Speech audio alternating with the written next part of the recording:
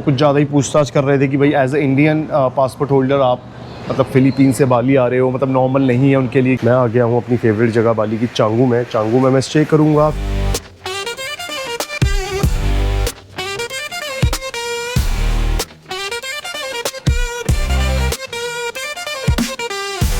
तो हेलो दोस्तों, कैसे हैं आप लोग? आई होप आप सब ठीक होंगे। तो दोस्तों स्वागत है आपका एक और नई वीडियो में मेरी travel series 9 countries in 30 days में। और दोस्तों जैसे कि आपको पता है, अभी पिछले 5-6 दिनों से मैं था फ़िलीपींस की कैपिटल मनीला में, और मैंने यहाँ पे बहुत अच्छा टाइम स्पेंड किया है अपने फ्रेंड्स के साथ। मेरे यहाँ कुछ लोकल फ्रेंड है, जैसे मैंने आपको पिछले ब्लॉग में भी बताया था। तो और मैंने की है यहाँ की जो मनीला के आसपास की जगह है वो कवर, जितना मैं कर सकता था।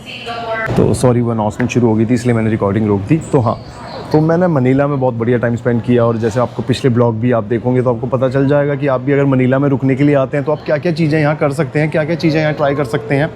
तो एनीवेज दोस्तों, जैसे भी आपको बैकग्राउंड देख के पता चल ही रहा होगा, अभी मैं बैठा हूँ एयरपोर्ट पे और ये है मनीला का एयरपोर्ट, इंटरनेशनल एयरपोर्ट। और आज मैं जा रहा हूँ अपनी यहाँ से कंट्री चेंज करके कहीं और। तो दोस्तों मैं ज़्यादा सस्पेंस नहीं रखूँगा, अभी मैं जा रहा हूँ मनीला से बाली के लिए। और जो बाली मैं मनीला से जा रहा हूँ वो मैं जा रहा हूँ सीबू पैसिफिक। और जो ये मैंने फ़्लाइट बुक की है ये मुझे लगभग 8,500 रुपये की पड़ी थी। और ये जो मैंने बुक करी थी मैंने 4 दिन पहले कर ली थी। जब मैं मनीला पहुँचा उससे नेक्स्ट डे आई गेस मैंने बुक कर ली थी ये फ़्लाइट, बिकॉज मैंने 2-3 जगह कंपेयर किया और जो मुझे प्राइस ठीक लगा वो मैंने बुक कर ली। और रही बात वीज़ा की, वीज़ा मैंने लिया है ई वीज़ा, क्योंकि ऑन द स्पॉट वो पेमेंट वाला सीन मेरे को नहीं जमता। बिकॉज हाँ, आपके पास चेंज होने चाहिए अदरवाइज़, और अगर आप चेंज नहीं है तो आपको अपनी करेंसी दे देते हैं अपनी मर्ज़ी से, तो मुझे सीन सही नहीं लगता। और जब ई वीज़ा है तो क्या करना है यार, मतलब ऑन अराइवल लेके तो ऑलरेडी अपना पे कर दो। और जो वीज़ा की वीडियो है ऑलरेडी मैं अपने चैनल पे डाल चुका हूँ, तो वो वहाँ देख सकते हो कि बाली का आपको ई वीज़ा कैसे लेना है। उसके लिए मैं अब कोई सेपरेट वीडियो नहीं बनाने वाला। तो ठीक है, अभी मैं जा रहा हूँ बाली। और जो बाली की मेरी फ़्लाइट है वो रात को 8:40 पे है। अभी बज रहे हैं 8:40 मिनट मेरी फ़्लाइट की टाइमिंग है यहाँ से उड़ने की बाली के लिए। रात को मैं पहुँचूँगा बाली अराउंड 2 बजे। और ऑफ कोर्स बाली पहुँच के भी मैं आपको बताऊँगा जो मेरा इमिग्रेशन एक्सपीरियंस रहा बाली का। बिकॉज लास्ट टाइम जब मैं लास्ट टाइम फ़िलीपींस आया था तब भी मैं फ़िलीपींस से बाली गया था। ये बात है 6-7 साल पहले की। तब थोड़ा पहले ही मुझे प्रॉब्लम फेस करनी पड़ी थी इमिग्रेशन को लेके, बिकॉज उस टाइम वो कुछ ज़्यादा ही पूछताछ कर रहे थे कि भाई as a Indian passport holder आप मतलब फ़िलीपीन से बाली आ रहे हो, मतलब नॉर्मल नहीं है उनके लिए कि इंडियन पासपोर्ट होल्डर्स ऐसे ट्रैवल करें। सो एनीवेज लेट्स सी क्या होता है, कैसा एक्सपीरियंस रहता है। बाकी रही मनीला फ़िलीपींस के इमिग्रेशन की बात, तो उन्होंने मुझसे कुछ भी नहीं पूछा। इवन ये भी नहीं पूछा कि तुम कहाँ जा रहे हो, कि मतलब कि क्या प्लान है तुम्हारा, कुछ भी नहीं पूछा। इन्होंने जस्ट मुझे सिंपली एग्जिट स्टैम्प दे दी और मैं निकल आया। बाकी मैंने सिक्योरिटी वगैरह क्लियर कर ली, कोई ऐसी प्रॉब्लम नहीं हुई है।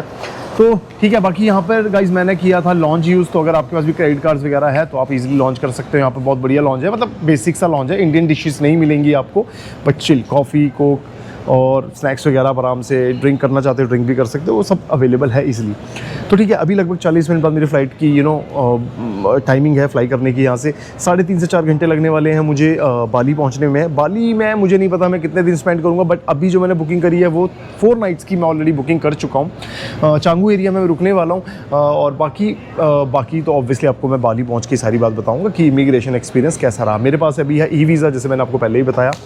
तो ठीक है, अभी मिलते हैं आपसे बाली पहुंच के, बिकॉज अभी थोड़ी देर में फ़्लाइट की बोर्डिंग होगी। उसके बाद फिर मैं फ़्लाइट में बैठ जाऊंगा, कोशिश करूंगा नींद आ जाए, बिकॉज रात को अब 2 बजे पहुंचना है। 1:30 बजे पहुंचना है, तो हॉस्टल पहुंचते 2 बज जाएंगे। बट मैंने अभी कोई जैसे मैं हर बार आपको लास्ट वीडियो में बताया था कि मैंने ऑलरेडी कैब बुक कर ली थी पहले। इस बार मैंने ऐसा कुछ नहीं किया।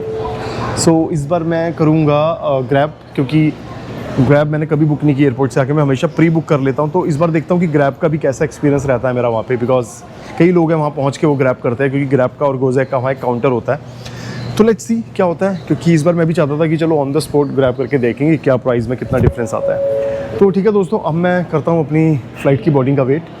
फ़्लाइट बोर्ड करते हैं, पहुँचते हैं बाली, और बाली पहुँच के आपको एक्सपीरियंस बताते हैं और फिर ये ब्लॉग ख़त्म करेंगे। तो ठीक है दोस्तों, बने रहिए वीडियो पर, एंजॉय कीजिए। तो भाई पोपट हो गया बहुत तगड़ा।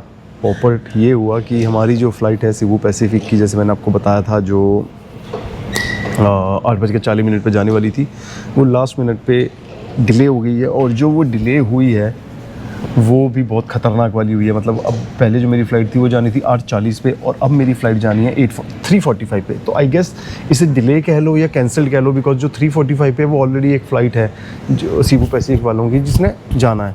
सो अब ये जो हम लोग हैं, ये हम को उसमें एडजस्ट कर रहे हैं, या आप ये कह लो कि हमारी वाली फ़्लाइट इन्होंने बोल दिया कि डिले हो जाएगी। जैसे भी आपको दिख रहा है, मतलब हर लोग यहाँ पे बेचारे वेट ही कर रहे हैं। अभी मैं अपने एंट्री गेट पे बैठा हूँ और मुझे लगभग अभी 5 से 6 घंटे और वेट करना है। तो ठीक है, अब भाई लैपटॉप से टाइम पास कर रहे हैं थोड़ा, बिकॉज़ और कुछ हम कर नहीं सकते यहाँ पे, तो और कोई ऑप्शन भी नहीं है यार। बाकी लॉन्च थे यहाँ पर, वो लॉन्च मैंने पहले यूज़ कर लिया, तो मेरा मन नहीं था कि फिर से वापस जाओ, बिकॉज़ कितना ही खा लूँगा मैं लॉन्च में। और जो यहाँ लॉन्च थे वहाँ पे कुछ ऐसी मतलब आइटम्स भी नहीं थी कि बढ़िया, मतलब जस्ट एक पास्ता था, तो पास्ता तो मुझे वैसे भी पसंद नहीं है, तो इसलिए मैंने सोचा लॉन्च लूँ, जब क्या ही जाएँ यहीं पे चिल मारते हैं। तो फिलहाल देखो यहाँ पे बेचारे हर कुछ लोग सो रहे हैं और ये पूरी जगह खाली है। मैं भी कर रहा हूँ वेट। तो ठीक है, अभी भाई मुझे 5 घंटे कम से कम और टाइम पास करना है। अब मैं बाली पहुँचूँगा सुबह मेरे ख्याल से 8 या 9 बजे। बाकी तो सब ठीक है भाई। तो पहुँचते हैं बाली, और फिर बाली पहुँच के आपको बताते हैं इमिग्रेशन वगैरह कैसा रहा। और हाँ, बस ये प्रॉब्लम होगी कि जो बाली में मैंने आपको बाली वीज़ा की जो वीडियो बनाई उसमें बताया ना फॉर्म भरने होते हैं, तो वो फॉर्म मुझे फिर से भरने पड़े, बिकॉज़ उसमें अराइवल वो जो फ़्लाइट, बिकॉज़ मैंने आपको बोला ना 3:45 पे जो दूसरी फ़्लाइट है उसमें इन्होंने हमें एडजस्ट किया है। तो ऑफ कोर्स अब उसका जो नंबर है वो भी चेंज था, तो मैंने वो सारा कुछ फॉर्म वगैरह भर लिया इसमें। तो ठीक है, करते हैं और टाइम पास, और मिलते हैं आपसे बाली पहुंच के। और अब तो मेरे ख्याल सुबह ही पहुंचेंगे। बट ये मेरे साथ पहली बार हुआ है। सीबू पैसिफिक को मैंने पहले भी ट्रैवल किया था, मतलब स्पेशली जब मैं फ़िलीपींस में था, तो अब तक तो सब बढ़िया ही था, बट इस बार हुआ ऐसा।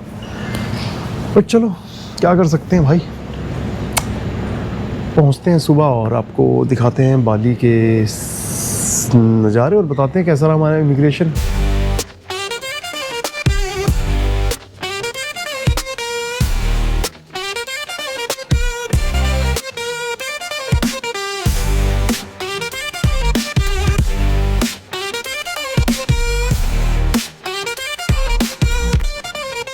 तो दोस्तों welcome back to the blog. और अभी मैं पहुंच गया हूँ अपने हॉस्टल में। और देखो हॉस्टल पहुंचते ही यहाँ शुरू हो गई है बारिश, मौसम बहुत सुनहरा हो गया बाली का।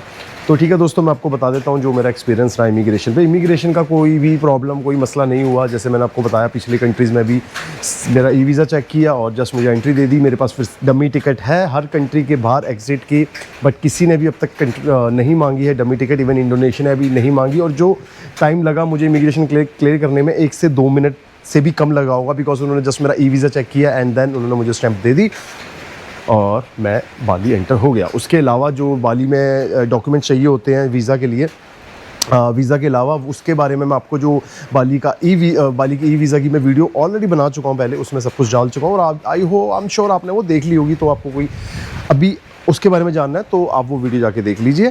सब कुछ सेम है, कुछ भी चेंज नहीं हुआ है, बिकॉज 4-5 महीने पहले मैं बाली में था। पूरा ऑलमोस्ट 1 महीना लगा के गया हूँ बाली। जैसे अगर आपने वो देखी होंगे मेरे ब्लॉग्स तो पता चल गया होगा। तो इसके अलावा कोई भी प्रॉब्लम नहीं हुई, इमिग्रेशन स्मूथ था। बस वो 2 डॉक्यूमेंट जो मैंने बोले हुए अपनी वीडियो में वो चेक हुआ, ऑब्वियसली वो चेक होने थे क्योंकि मुझे पता था और वो मैंने बनाए हुए थे। वो आप भी रजिस्टर कर सकते हैं उसमें। बाकी अभी मौसम जो हो रहा है बाली का भाई बहुत सुनहरा सा हो रहा है, बारिश हो रही है। और मैं आ गया हूँ अपनी फेवरेट जगह बाली की चांगू में मैं स्टे करूँगा। फ़िलहाल मैंने 4 रात का हॉस्टल बुक किया है। जो मेरे हॉस्टल के रूम्स हैं वो कुछ ऐसे हैं। हॉस्टल आपको पता है बाली में इजली मिल जाते हैं, तो हॉस्टल के बारे में अभी कुछ नहीं बता रहा। बढ़िया 700-800 रुपये का हॉस्टल मिल जाता है आपको शेयरिंग बेसिस पे, तो आप भी ले सकते हो। पिछली वीडियोस में भी वो बता चुका हूँ, तो इसलिए मैं बाली का कुछ आपको ज़्यादा डिटेल में चीज़ें नहीं बताऊँगा, मेरा बात की लंबी हो जाएगी वीडियो। और इसके अलावा दोस्तों और ऐसा कुछ नहीं है। इसके बाद मुझे कहाँ जाना है आई हैव नो आइडिया। अब 4 दिन आराम से चिल करूँगा। मेरी कुछ पुरानी वीडियोज़ है उसे एडिट करूँगा, कुछ अपलोड्स करने हैं इंस्टाग्राम पे, यूट्यूब के लिए, वो एडिट करूँगा। बिकॉज जो मेरे बाली आने का मकसद था वो यही था कि सिर्फ 4-5 दिन मज़े से चिल मारेंगे, रूम में बैठेंगे और बढ़िया सारी चीज़ें एडिट करके अपने जो बड़ी टाइम से चीज़ें पेंडिंग पड़ी है वो कंप्लीट करेंगे। और इसके अलावा मैं बता दूं दोस्तों बाली की भी ऐसा कोई ज़्यादा मैं ब्लॉग नहीं बनाऊंगा। हाँ श्योर, मेरा एक नाइट सीन है उसके लिए ज़रूर एक ब्लॉग बनाऊंगा चांगू का, क्योंकि वो लोगों को पसंद आता है हर बार। तो ठीक है, इस बार भी बना देंगे, कोई मसला नहीं है। इसके अलावा बाली का भी कोई ऐसा एक्स्ट्रा मुझे कोई प्लान नहीं है कोई ब्लॉग बनाने का, बिकॉज मैं ऑलरेडी बाली की पूरी सीरीज़ डाल चुका हूँ 10-12 वीडियोज़, तो बार बार क्यों बाली डालना यार। तो ठीक है दोस्तों, इसके अलावा ऐसा कुछ नहीं है, ऐसी कोई इंपॉर्टेंट चीज़ नहीं है जो आप लोगों को बताऊं। बाकी अगर आप लोग भी कुछ ऐसा प्लान करते हैं तो इट्स ईजी, मतलब अभी तक तो मेरे साथ बिल्कुल ईजी हो रहा है। किसी ने डमी टिकट नहीं मांगी, बट आप लोग डमी टिकट लेके आइएगा, बिकॉज ऐसा नहीं है कि मेरे से नहीं मांगी, आपसे भी नहीं मांगेंगे।